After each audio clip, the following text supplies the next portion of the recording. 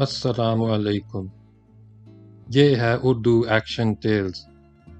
آپ سب سے گزارش ہے کہ اس ویڈیو کو لائک اور شیئر کریں اور میرے چینل کو سبسکرائب کریں۔ یہ ہے ماریو پوزو کا شاہکار ناول گاڈ فادر۔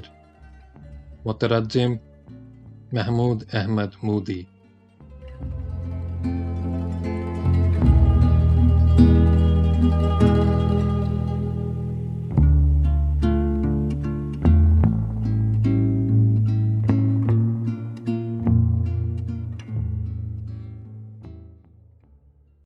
باب نمبر 34۔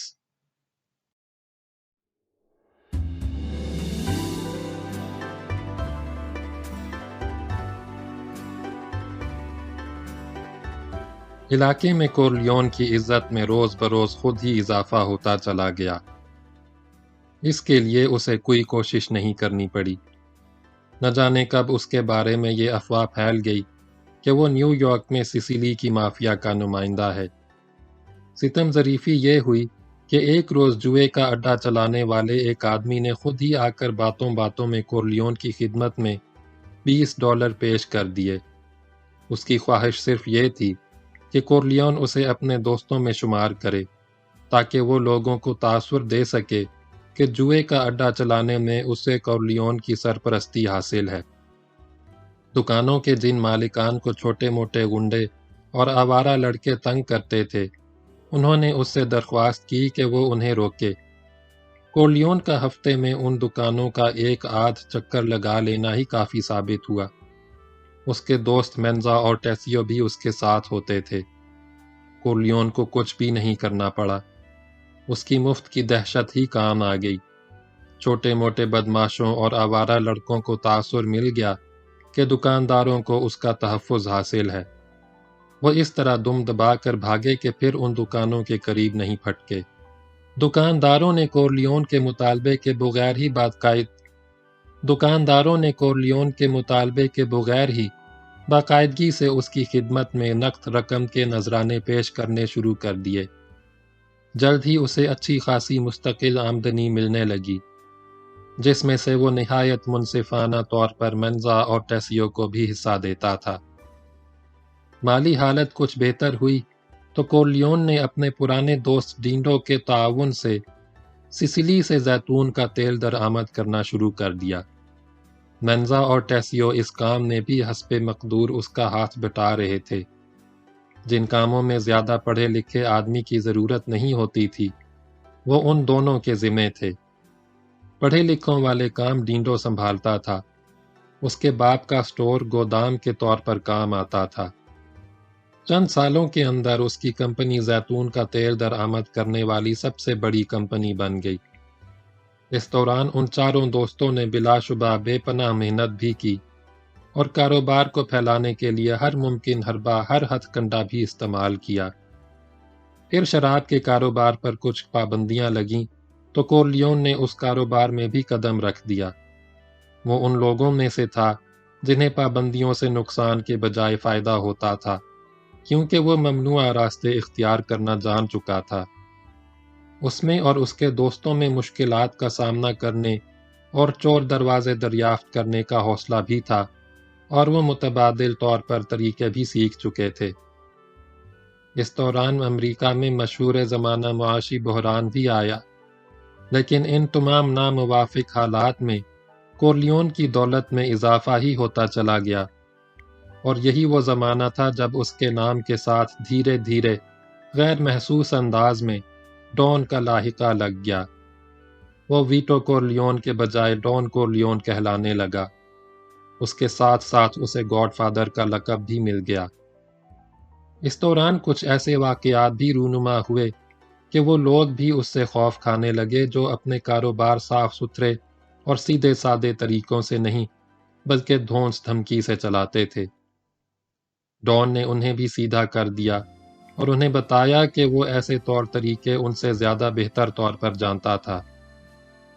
ان برسوں میں کورلیون نے یہ بھی ثابت کر دیا کہ وہ لوگوں کو صرف اپنی دہشت سے ہی نہیں، اپنی ذہانت سے بھی متاثر کر سکتا تھا۔ اسے لوگ جینیس ماننے لگے تھے۔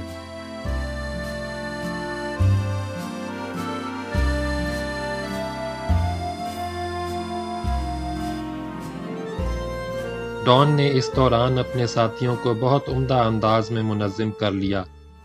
منزا اور ٹیسیو کے پاس اپنے اپنے آدمیوں کی فورس تھی جس کے وہ سربراہ تھے۔ ان کے لیے علاقے بھی بانٹ دیے گئے تھے۔ تمام دفتری اور قانونی معاملات کا نگران ڈینڈو تھا، جو مرتے دم تک اپنے فرائض نہایت عمدگی اور وفاداری سے انجام دیتا رہا۔ ڈان کی دولت، طاقت اور اثر و رسوخ میں بھی اضافہ ہوتا رہا اور اس کا دائرہ کار بھی پھیلتا چلا گیا۔ اس دوران اسے چند دوسرے گروہوں کی مخالفت اور مزاحمت کا بھی سامنا کرنا پڑا، لیکن اس نے ایسے عبرتناک انداز میں ان کا صفایا کرایا کہ دوسرے بھی سیدھے ہو گئے، اور اس کی منصوبہ بندی اس قسم کی ہوتی تھی کہ پولیس یا کوئی اور ایجنسی اس پر ہاتھ نہیں ڈال سکتی تھی۔ اس دوران اسے لوکا براسی جیسے دوست کا ساتھ بھی میسر آ چکا تھا، جو دشمنوں اور حریفوں کو عبرتناک انجام سے دوچار کرنے میں خصوصی مہارت رکھتا تھا۔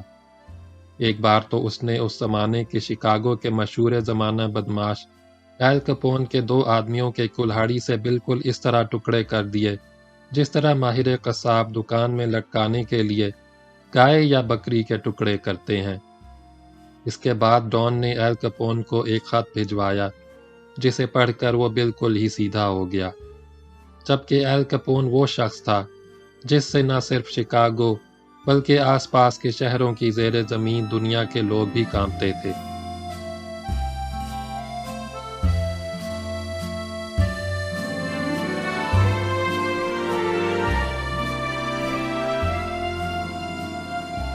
انتالیس عیسوی میں ڈان نے شہر سے دور اپنی خاص منصوبہ بندی کے مطابق رہائش اختیار کرنے کا فیصلہ کیا۔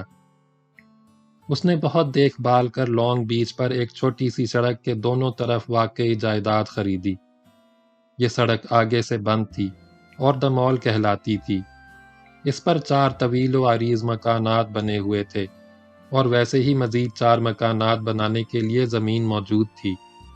بعد میں یہ مکانات بھی بن گئے، اور یوں 8 مکانات پر مشتمل یہ گوشہ گویا ڈان اور اس کی فیملی کی پناہ گاہ اور محفوظ قلعہ بن گیا۔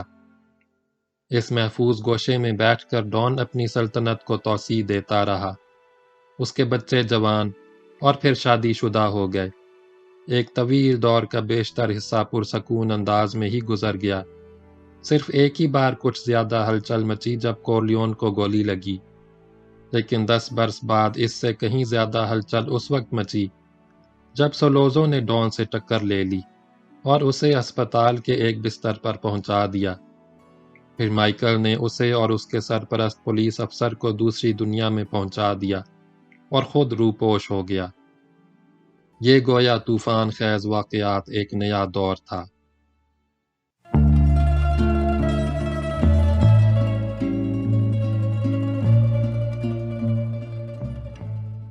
باب نمبر 35 اگلی ویڈیو میں سنیں۔